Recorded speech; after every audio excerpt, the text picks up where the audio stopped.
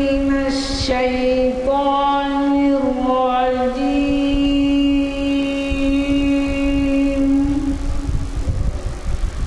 بسم الله الرحمن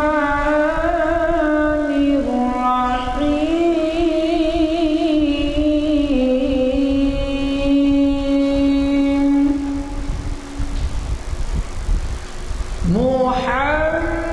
محمد رسول الله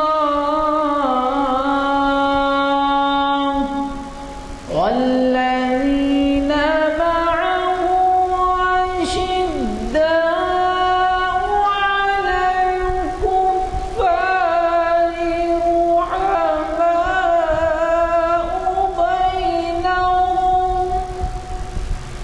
بينهم تراهم ركعا سجدا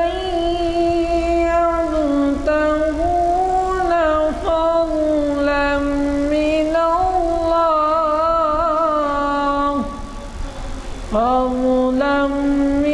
الله ورضوانا. صدق اللہ العظیم. حضرات، جیسے کہ آپ واقف ہیں، ہماری یہ نشست 9 اکتوبر 2013 عیسوی مطابق 3 ذی الحجہ 1434 ہجری بروز چہارشنبہ بعد نماز عصر بعنوان اقبال اور ٹیپو سلطان جامع مسجد عالیہ گن فاؤنڈری کے کانفرنس ہال میں منعقد ہو رہی ہے. جناب محمد ضیاء الدین نیر صاحب جو ایک نامور اسکالر ہیں تاریخ اسلام کے، انہوں نے ہمیں آج کا یہ وقت دیا تھا کہ وہ ہمیں خطاب کریں گے. بدقسمتی سے آپ کو اندازہ آج یہ ہے کہ 3:30 بجے سے تقریباً 3 ساڑھے 3 سے بارش، اور وہ بھی دھواں دھار بارش ہو رہی ہے. ان کا ٹیلی فون آیا ہے. سعید آباد میں روڈوں پہ سب پانی ہے، اور اگر میں نکلوں بھی تو 5:15 ساڑھے 5 سے پہلے نہیں پہنچ سکتا، بلکہ آنا ہی ممکن نہیں ہے. اس قدر حالت بری ہے اس طرف بارش کی وجہ سے. تو ہم نے یہ مناسب سمجھا کہ آپ کو اس محفل اقبال شناسی کے 729ویں لیکچر میں کسی نہ کسی طریقے سے اقبال سے متعلق کوئی مضمون سنایا جائے. آپ تو اچھی طرح سے واقف ہیں ہمارے رؤف الدین حسن صاحب سے. یہ جو ہے ہمارے محفل کے ایک بہت ہی کارکرد شخصیت ہیں، اور وہ ہمیشہ ہمیں اقبال کے کلام سے گرماتے ہیں، اور نہ صرف یہ بلکہ مختلف موقعوں پہ مقررین کا تعارف بھی کرواتے ہیں. ہمارے لیے وہ ایک نمونہ ہے کہ وہ بڑی ہی پابندی سے ہماری محافل اٹینڈ کرتے ہیں. حالانکہ میرا جہاں تک خیال ہے ان کی رہائش گاہ یہاں سے کافی دور ہے، لیکن وہ کبھی بھی استفادے کی طرف توجہ کرتے ہیں، ان محافل میں استفادہ کرتے ہیں. میں آج کل ظاہر ہے یہ عنوان اقبال اور ٹیپو سلطان پر تو ممکن نہیں ہے، لیکن کسی عنوان سے بھی ہو. میں نے ان کو ایک کتاب مہیا کی ہے جو اقبال ریویو کے نام سے پرچہ نکلتا ہے حیدرآباد سے. اگر وہ اقبال ریویو کے بارے میں بھی کچھ تعارف کروانا چاہیں تو دیباچے پہ رہتا ہے، اور اس کے بعد ان کو جو مضمون پسند ہے وہ مضمون ہمیں سنائیں گے. اور اس طرح سے ہمارا یہ 729واں لیکچر ہے. عنوان اور مقررین کی تبدیلی کے ساتھ آج تکمیل پائے گا، اور میں عائشہ صاحب کا مشکور ہوں کہ جنہوں نے اتنی بارش کے باوجود بھی ہمارے محفل میں شرکت کی دلچسپی دکھائی اور اسے کامیاب بنایا. تو میں پہلے تو یہ کہ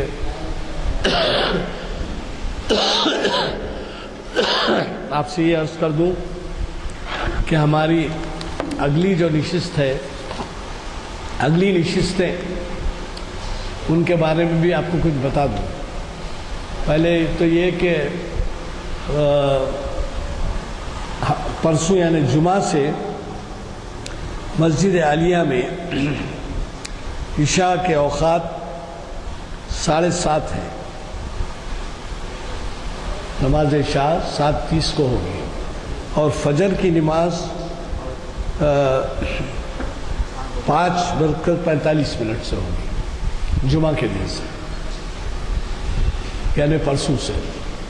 یہی نہیں بلکہ آپ سے یہ بھی عرض کروں گا کہ ہمارے پروگرام کے مطابق بلیٹنز چھپ کر آ گئے ہیں، اور یہ بلیٹنز آپ جتنے ہو سکے لیں، اپنی مسجدوں میں بھی لگائیں، اور یہ بھی کریں کہ اپنے حلقوں میں، اپنے دوست احباب میں یہ بلیٹنز بانٹیں، تاکہ ان کو ترغیب ہوتی ہے اور آپ ایک طرح سے تبلیغ کا کام انجام دیں گے. کیونکہ ہمارا جو مین مقصد ہے ان محافل کا، وہ اقبال کے کلام سے آپ کو اس بارے میں آگاہ کریں جو ان کا کلام قرآن حکیم سے، حدیث سے اور تاریخ اسلام سے متعلق ہوتا ہے.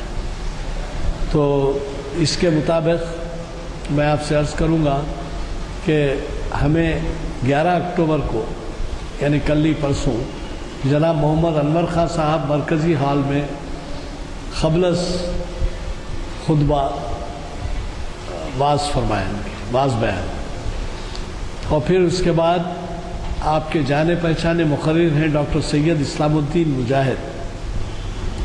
یہ بھی بڑے نامور اسکالر ہیں. تاریخ اسلام کی 614ویں نشست کا میں ہم کو مخاطب کریں گے 12 اکتوبر بروز ہفتہ بعد عصر، اسوہ ابراہیمی اور عصر حاضر. یہ وجہ یہ ہے کہ 15 تاریخ کو عرفہ اور 16 تاریخ کو عید ہے، تو اس لحاظ سے آپ اس اہمیت اس کی جان سکتے ہیں کہ یہ عنوان کتنا اہم ہے، خصوصاً چونکہ اسوہ ابراہیمی اور عصر حاضر کے تعلق سے بیان کیا جائے. اور پھر پیر کے دن آپ ہی کے جانے پہچانے ایک مقرر 14 اکتوبر بعد عصر اسی مقام پر ایک بڑے ہی اہم عنوان سے مخاطب کر رہے ہیں، عید الاضحیٰ کی اہمیت. اور وہ مقرر ہیں جناب اقبال احمد انجینئر، جن کے خطابات کی آج کل دھوم ہے، اور شہر حیدرآباد ہی نہیں بلکہ بیرون ملک بھی بلائے جاتے ہیں، اور وہاں پر بھی محافل کو گرماتے ہیں، بیرون ریاست اور بیرون ملک. اور اس کے بعد منگل کے دن یعنی 15 اکتوبر کو، یعنی عرفات کے دن ایک دن پہلے عید کے، درس تجوید و قرأت کلام پاک حافظ و قاری محمد نصیر الدین صاحب کلام پاک کی 298ویں درس تجوید کی و قرأت کے 298ویں نشست کو درس دیں گے. اور ایک اعلان پر میں اپنی مخاطبت ختم کرتا ہوں، وہ ہے مسجد حاضہ میں بموقع عید الاضحیٰ نماز عید ٹھیک 9 بجے ہوگی. حافظ و قاری محمد نصیر الدین صاحب امامت فرمائیں گے. مجھے یقین ہے کہ آپ عید کے اوقات نوٹ فرما لیں گے، اور ممکن ہو تو مسجد حاضہ ہی میں نماز عید ادا کریں گے. تو میں اب ہمارے فاضل مقرر جناب رؤوف صاحب کو خطاب کے لیے بلاتا ہوں. پہلے وہ کلام سنائیں گے اقبال پہ، اور پھر اس کے بعد جو ہے ہمیں اشعار آپ کی خدمت میں پیش ہیں. سحر و شام پھرے محفل کون و مقام، سحر و شام پھرے میں توحید کو لے کر صفت جام پھرے، میں توحید کو لے کر صفت جام پھرے کوہ میں دشت میں لے کر تیرا پیغام پھرے کوہ میں دشت میں لے کر تیرا پیغام پھرے اور معلوم ہے تجھ کو کبھی ناکام پھرے اور معلوم ہے تجھ کو کبھی ناکام پھرے دشت تو دشت ہے دریا بھی نہ چھوڑے ہم نے دشت تو دشت ہے دریا بھی نہ چھوڑے ہم نے بحرے ظلمات میں دوڑا دیے گھوڑے ہم نے بحرے ظلمات میں دوڑا دیے گھوڑے ہم نے محفل کون و مکان میں سحر و شام پھرے میں توحید کو لے کر صفت جام پھرے. اب آپ یاد یہ تو مضمون جیسا یزدانی صاحب فرما رہے تھے اس کا پروفیسر سید سراج الدین صاحب سابق صدر شعبہ انگریزی جامعہ عثمانیہ وہ سابق صدر اقبال اکیڈمی کا مضمون ہے مسجد قرطبہ ایک تجزیاتی تحسین. اس کے شروع کے 2-3 پیراگراف پڑھ دیتا ہوں کیونکہ وقت کم ہے مغرب قریب آ جاتی ہے. آپ اجازت دیں تو شروع کرتا ہوں. بسم اللہ الرحمن الرحیم. مسجد قرطبہ کو سبھی نے ایک شاہکار اور اقبال کی عظیم ترین نظموں میں سے ایک مانا ہے بلکہ تنقیدی شعور بتدریج اسے اقبال کی سب سے زیادہ بسیط پہلودار اور فنی طور پر مکمل نظم ماننے پر مائل ہے. یہ بات بھی معلوم عام ہے کہ اس کا تعلق اقبال کے شعر فکر و شعر اور وجدان کے عروج کے دور سے ہے. اس لحاظ سے مسجد قرطبہ شاعر کے فنی اور فکری سفر کے لیے ایک منزل کا مرتبہ رکھتی ہے. اقبال کی فکر کے اہم ترین رشتے ان کا تصور عشق و زماں، ان کے کردار اور خون جگر کے اقدار اور فنا و بقا کے تصورات سارے اس نظم میں یکجا ہو گئے ہیں اور اس کے خمیر میں اس طرح پیوست ہیں کہ فکر و شعر ایک دوسرے کے قابل تجرید اجزاء بن گئے ہیں. خود اقبال بھی کم نظموں میں فکر وجدان، تصورات و ارادت کے کیمیائی امتزاج کے اس نقطے پر پہنچے ہیں جو مسجد قرطبہ میں ملتا ہے. اقبال پر جو کچھ اب تک لکھا گیا ہے وہ زیادہ تر ان کی فکر اور فلسفے سے دست و گریباں ہے اور ان کے شعری و فنی کمال سے بڑی حد تک گریزاں ہیں. یہ بھی اقبال کی بڑائی کا ایک پہلو ہے کہ ان کی وساطت سے اردو تنقید پختگی اور بلوغ کی منزلوں کی طرف بڑھ رہی ہے اور شاعر کے بارے میں بسیط و مبہم تعمیمات سے گزر کر باریک اور نپے تلے تجزیے کی طرف آ رہی ہے. چنانچہ عمیق حنفی صاحب کا مقالہ اقبال کی مسجد قرطبہ اس سمت میں ایک لائق تحسین اقدام ہے. میں نے عمیق حنفی صاحب کے مضمون کا اس مقالے میں اس لیے زیادہ ذکر کیا ہے، وہ اس مقالے کی تحریر کے وقت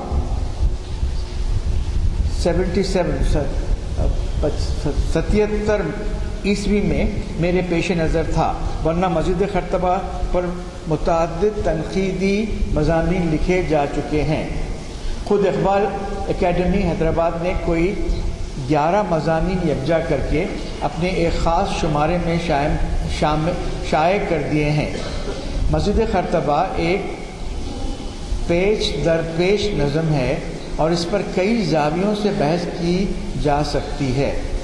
مثلاً اسی بات کو لیجئے کہ اس نظم کے پس منظر میں مسلمانوں کی کئی برس کی ذہنی، تہذیبی اور تعمیراتی تاریخ غلطاں ہیں اور اس کا جائزہ بجائے خود ایک عنوان ہے، لیکن یہاں میرا مقصود محدود ہے اور ان تحقیقی سمتوں سے اس کا تعلق نہیں۔ حنفی صاحب کے مقالے میں مسجد خرطبہ کا تاریخی اور فکری پس منظر مختصراً پیش ہو چکا ہے اور آخر میں انہوں نے اس نظم کی سوری اور صوتی حیت کے بارے میں بھی کچھ اشارے کیے ہیں۔ میں اس وقت صرف یہی دیکھنا چاہتا ہوں کہ مسجد خرطبہ کی نظم بحیثیت ایک جمالیاتی تجربے کے، جو شاعر کا بھی ہے اور قاری کا بھی، کون سے اجزاء رکھتی ہے اور کس طرح ان کی تہذیب ہوئی ہے۔ لڑکپن سے یہ نظم میرے ذہن میں گھومتی رہی ہے اور یہ مختصر مقالہ ایک خرج ہے جسے میں نے ادا کرنے کی کوشش کی ہے۔ میں نے نظم کو ایک مستقل اکائی کی حیثیت سے دیکھا ہے جو شاعر کے ذہن سے تخلیق ہو کر ایک علیحدہ ذہن، ایک مطلق العنان وجود اختیار کر چکی ہے اور ہر اس قاری سے بطور خود مخاطب ہے جو اس کی آواز کی وسعتوں اور گہرائیوں میں ڈوبنے کے لیے آمادہ ہے۔ اسی لیے میں نے وقت، عشق اور خون جگر وغیرہ کے تصورات کو صرف نظم کے چوکھٹے کے اندر دیکھا ہے، جہاں وہ اشکال یا پیکروں کی طرح متحرک ہے۔ نظم کی دنیا کے باہر ان کے جو رشتے ہیں اور جو عراقی، ابن خلدون، اسپینواز، برگساں، کانٹ، لائبز، رومی اور خود قرآن حکیم تک پہنچتے ہیں، ان سے مجھے فی الحال سروکار نہیں۔ ویسے یہ سب باتیں ایسی ہیں جن کی جستجو ضروری اور نظم کی گہرائیوں کو سمجھنے کے لیے کارآمد ہے۔ کسی نظم کی تشکیل یا تو حرکیاتی ہوتی ہے یا انجمادی۔ حرکیاتی سے مراد یہ ہے کہ نظم ایک نقطے سے دوسرے نقطے کی طرف یا کسی سمت میں ایک عمودی یا پرپیچ یا لہریاتی حرکت کی شکل رکھتی ہو۔ انجمادی سے مراد یہ ہے کہ نظم ایک منجمد کردہ خیال یا پیکر کے اطراف ایک طرح کا طواف کرتی ہو۔ اردو کی اکثر و بیشتر نظمیں انجمادی تشکیل کی حامل ہیں۔ ان میں جو دھیمی حرکت ہے وہ ارتقائی یا عمودی نہیں بلکہ دائروی ہے۔ اس نظریے کے تفصیلی جائزے کا یہاں موقع نہیں، لیکن اگر آپ مختلف نظموں کا اس نقطہ نظر سے مطالعہ کریں تو یہ بات کم و بیش واضح ہو جائے گی۔ مثلاً آپ ان نظموں کو لیں جو برسات پر لکھی گئی ہیں، آپ دیکھیں گے کہ برسات کو ایک مرکزی نقطہ نظر بنا کر شاعروں نے اس کے اطراف اپنے بند یا اشعار اس طرح نظم کیے ہیں کہ ہر بند یا شعر اس مرکزی نقطے کی طرف رجوع کرتا ہے یا اس کے اطراف گھوم جاتا ہے۔ نذیر اکبر آبادی بھی جو مثنوی سے ہٹ کر اردو کے کلاسیکی دور میں نظم کا سب سے بڑا غسیہ اور ماہر ہے، اسی ٹیکنیک سے کام لیتا ہے۔ نذیر کے آدمی نامے کو لیجئے، اس میں آدمی کو بیچوں بیچ بٹھا دیا گیا ہے اور آپ شاعر کے ہمراہ اس کی مختلف بدلتے ہوئے زاویوں سے دیکھتے جاتے ہیں کہ آدمی یوں بھی ہے اور یوں بھی۔ ان نظموں میں اگر کوئی حرکت ہے تو وہ گردش پرکار کی سی ہے۔ نظر کبھی مرکز سے ہٹنے نہیں پاتی۔ محیط چھوٹا یا بڑا ہو سکتا ہے لیکن آگے بڑھنے کا احساس کہیں نہیں ہوتا۔ ایک لحاظ سے دیکھیے تو حالی کی مسدس بھی جس کا محیط اور اس قدر وسیع ہے انجمادی حیت رکھتی ہے۔ اس کے بیچوں بیچ ملت اسلامی کے پرشکو ماضی کا منجمد پیکر ہے جس کے اطراف خاری کا ذہن گھومتا ہے۔ مسجد خرطبہ کی تشکیل تحریکی ہے اور اس کا سفر زمانی اور مکانی وسعتوں کو لپیٹتا ہوا ایک نقطۂ اتصال سے گزرتا ہے۔ نظم کے آغاز ہی میں ایک روح ایک سلسلہ ہے۔ یہ زمانے کی روح ہے جو ازل سے بہتی آ رہی ہے اور ابد تک بہتی جائے گی۔ کرۂ ارض کے دائرۂ مکانی میں داخل ہو کر یہ رو بولنا چاہیے، یہ رو تغیر و ارتقاء کا دھارا بن جاتی ہے جس کے زیر و بم سے حیات عرضی کی نباتی و حیوانی صورتیں اور تاریخ کے ادوار و حوادث ظہور میں آتے ہیں۔ خرطبہ کی تہداری کا ایک پہلو یہ ہے کہ اس میں کئی محالات یکجا ہیں، یعنی بظاہر ایک طرح کی دوئی جو بباطن وحدت ہے۔ واقعہ یہ ہے کہ خرطبہ کا شعری محرک کئی سطحوں پر متوازی اور بیک وقت جاری ہے۔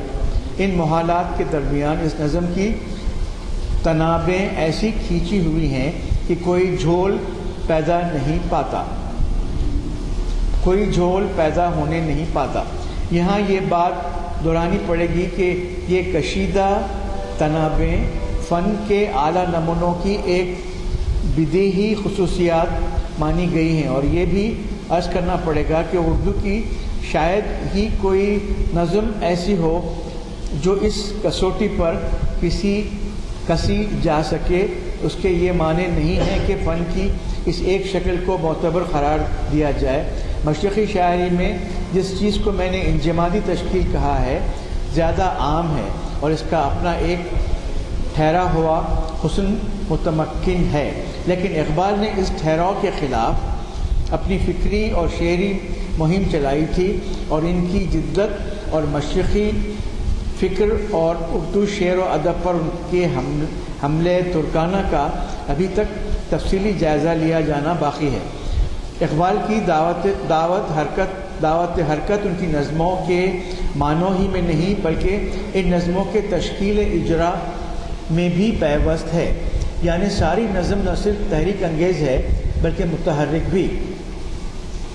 خرطبہ کا سلسلہ روز و شب بیک وقت ساکن بھی ہے اور سیار بھی، دائم بھی ہے اور حادث بھی۔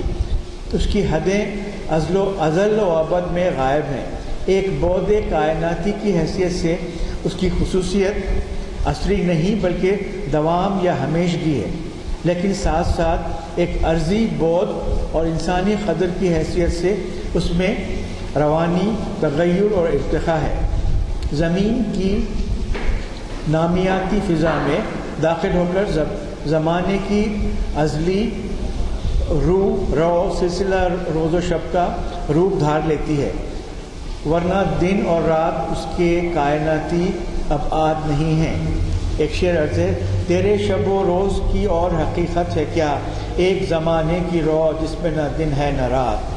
دن اور رات صفات کا تانا بانا ہے، ذات سے ملحق نہیں، لیکن ذات کا اثبات توصفات ہی کے ذریعے ممکن ہے، اور وجود اور خودی کا اثبات بھی ممکنات کے زیر و بم کے بغیر ممکن نہیں۔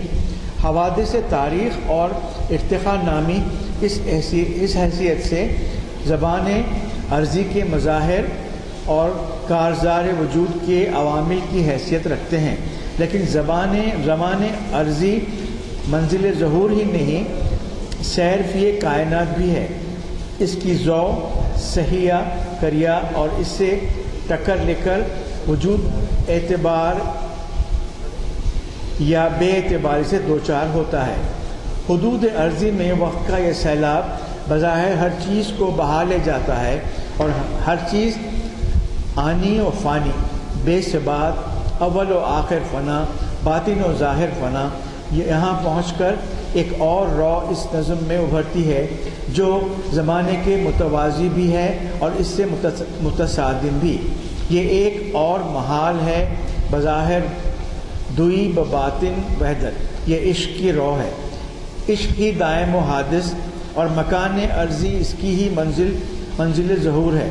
زمانے کی طرح یہ بھی سراپا دوام ہے، رفت و بود سے بے نیاز، اس کی حدیں ازل و ابد، اس کے مقام انسان کا پیکر گل، خدا کا کلام اور خدا کا رسول، عشق دم جبرائیل کہہ کر اقبال نے اس کا سلسلہ لامکان سے ملا دیا ہے۔ عمیق حنفی صاحب کے اس خیال سے مجھے اتفاق ہے کہ یہ عشق ایلین وائٹل تقاضۂ نمو کا بڑی حد تک ہم معنی ہے۔ اس کے اور بھی عناصر ہیں لیکن کم از کم خرطبہ کے اس دوسرے بند میں اس کا غالب عنصر یہی ہے۔ دراصل غور سے دیکھیے تو خرطبہ کے پہلے دو بند زیادہ تر ایک کائناتی فضا میں ملفوف ہیں اور اس نظم کا حرکیاتی سفر لامکان کی وسعتوں سے مکان کی حدود کی طرف چلتا ہے۔ زمانے اور عشق کے ان دو تیز دھاروں کے نقطۂ تصادم پر مسجد خرطبہ کا پیکر ابھرتا ہے۔ یہ پیکر جمیل وقت کے دھارے کی زد پر ہے، لیکن عشق خود ایک سیل ہے، سیل کو لیتا ہے تھام۔ عشق خود ایک سیل ہے، سیل کو لیتا ہے تھام۔ اس تعمیر کا ٹھہراؤ اور سکون اس توازن کی سطح پر قائم ہے جو دو مساوی قوتوں کے نقطۂ تصادم پر پیدا ہوتا ہے۔ اس کے قرار کو دیکھ کر یکایکی اس ٹھہراؤ کی کائناتی طاقت کا اندازہ نہیں ہوتا جس پر اس کی بنیادیں استوار ہیں۔ اس نقطے پر سرکش و بے لگام قوت اپنی توانائی کو کھوئے بغیر ضبط اور نظم و تہذیب کے سانچے میں ڈھل جاتی ہے۔ یہی فن کا اعلیٰ ترین نقطہ ہے اور یہی زندگی کی معراج۔ زندگی اور فن دونوں صورتوں میں اس کا نتیجہ حسن کی شکل میں ظاہر ہوتا ہے۔ اس میں جمال ضبط و تنظیم کا نتیجہ ہے اور جمال اس بے روک کائناتی قوت کا عکس جس کی تہذیب سنگ و خشت یا حرف و صوت یا انسانی گوشت پوست میں کی گئی ہے۔ آپ خرطبہ کے دوسرے بند کو پڑھتے جائیں تو عشق کی تکرار اور مسلسل اور قوت بیان کی زد میں آ کر آپ کی رگ و پے میں ایک سیل بے پناہ کا احساس قائم ہو جائے گا اور آپ اپنے کانوں میں ایک ایسے نغمے کی گونج سنیں گے جس کی لے تیز تر ہوتی جا رہی ہے، یہاں تک بڑھتے بڑھتے اس کی اڑتی ہوئی تان بند کے آخری شعر پر ٹوٹتی ہے۔